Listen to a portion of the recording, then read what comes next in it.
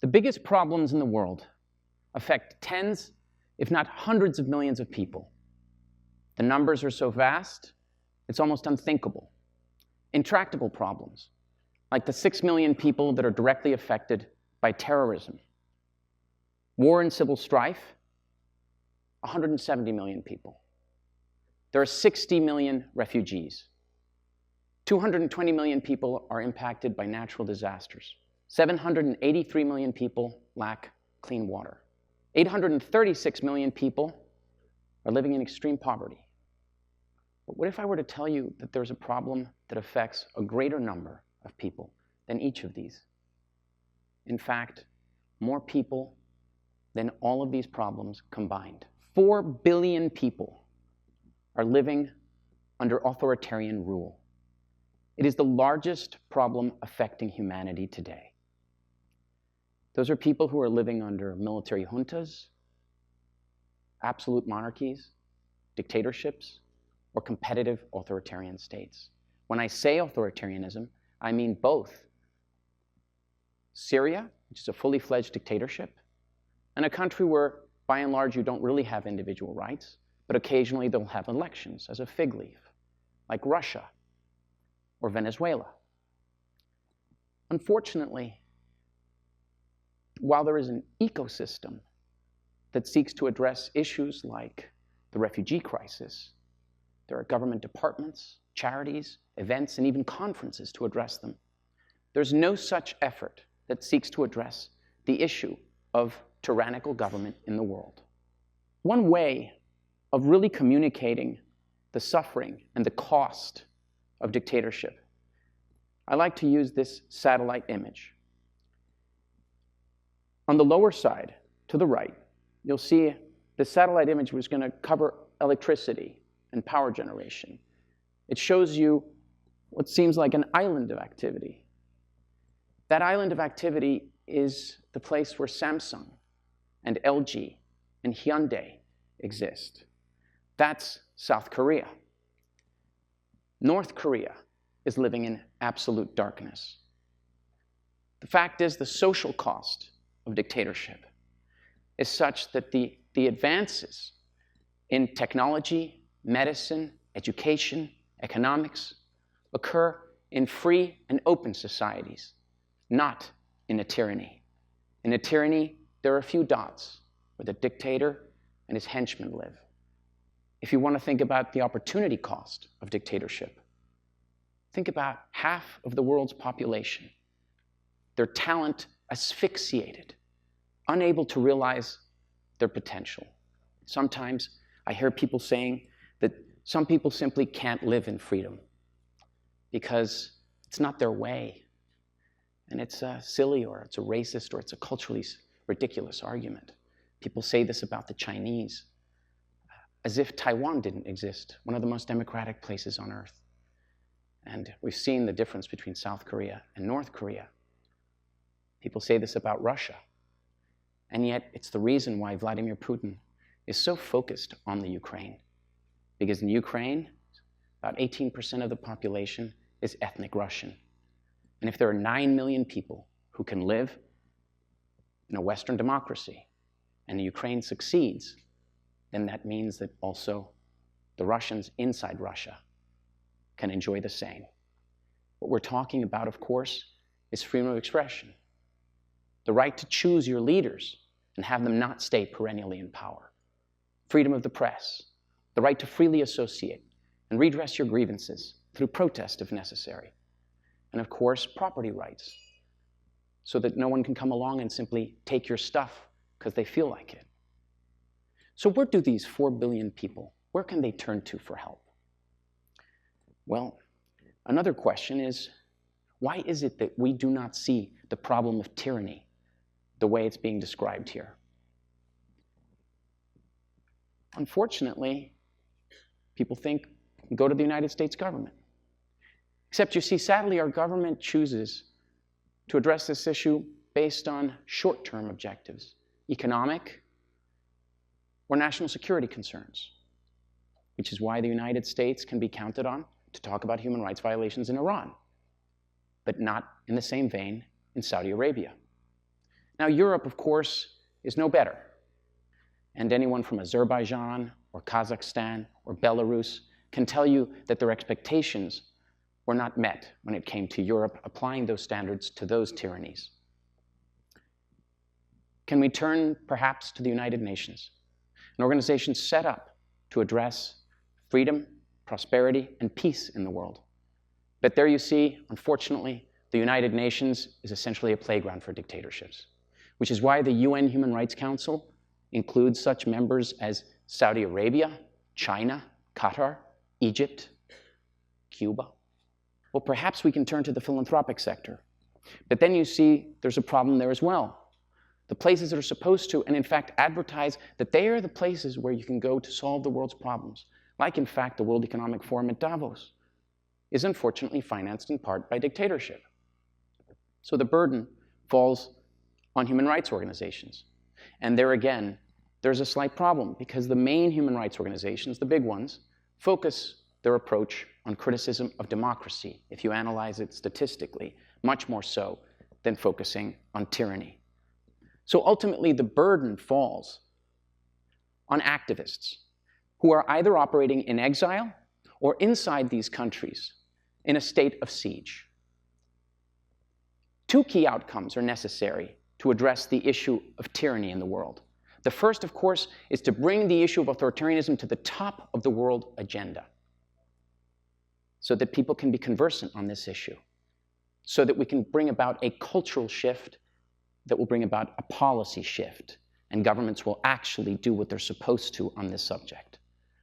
The second, of course, the second key outcome is to help these people directly.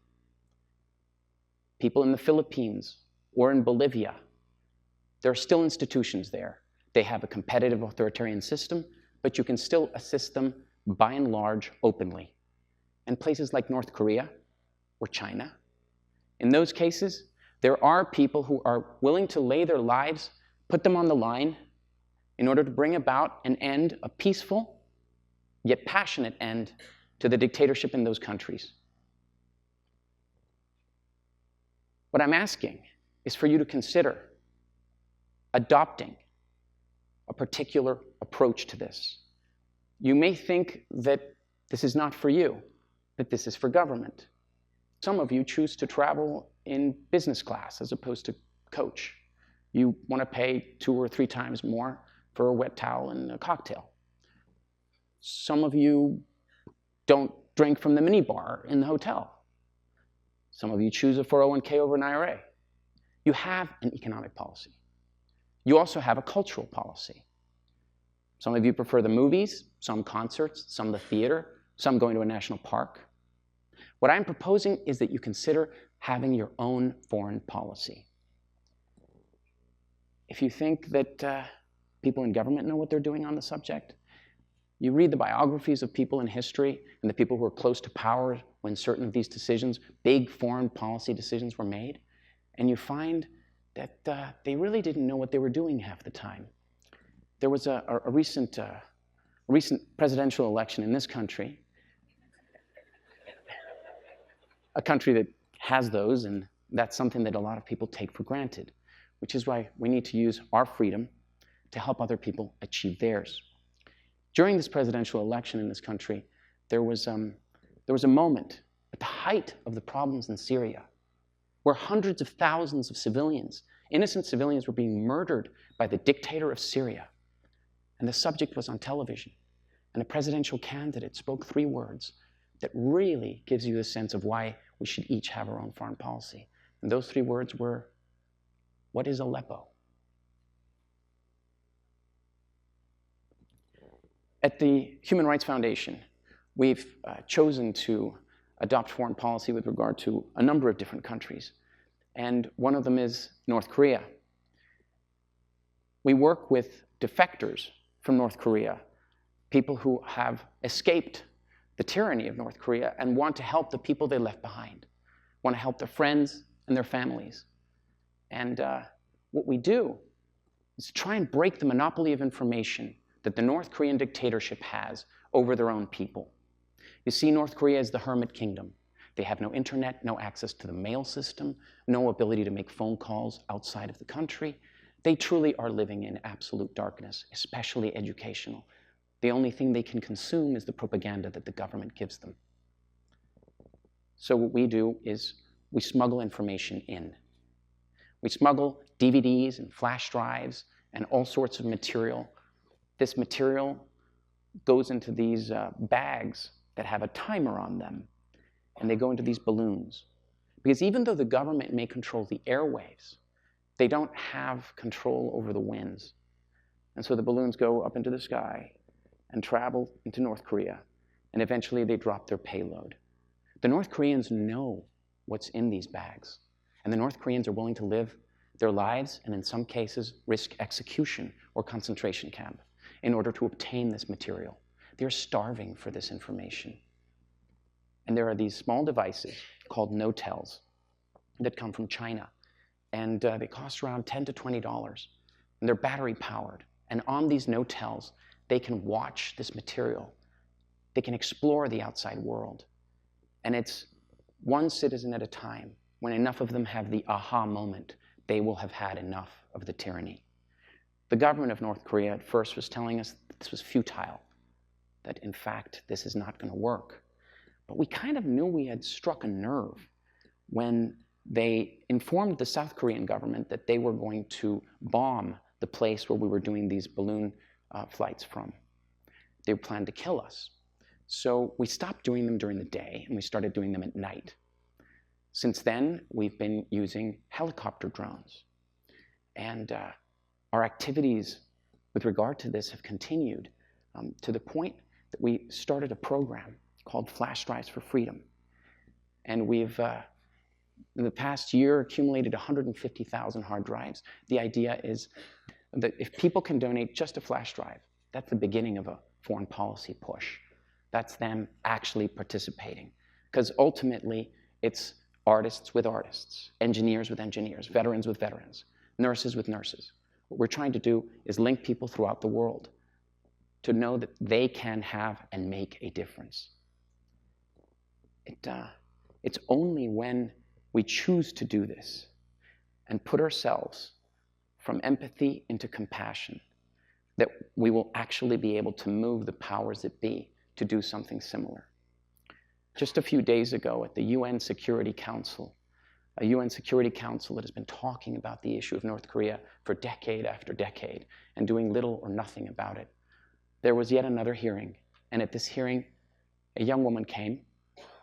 She was there to talk about her experiences in concentration camp before she escaped. She was in re-education camp number 11.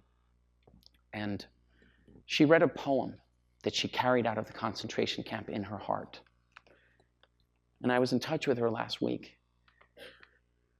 And she actually encouraged me to read it to you. I am scared. Is anyone there? I'm here in hell. Is anyone there? I scream and yell, but no one opens the door. Is anyone there? Please listen to our cries and listen to our pain. Is anyone there? People are dying. My friend is dying. I call out again and again, but why don't you answer? Is anyone there? Thank you.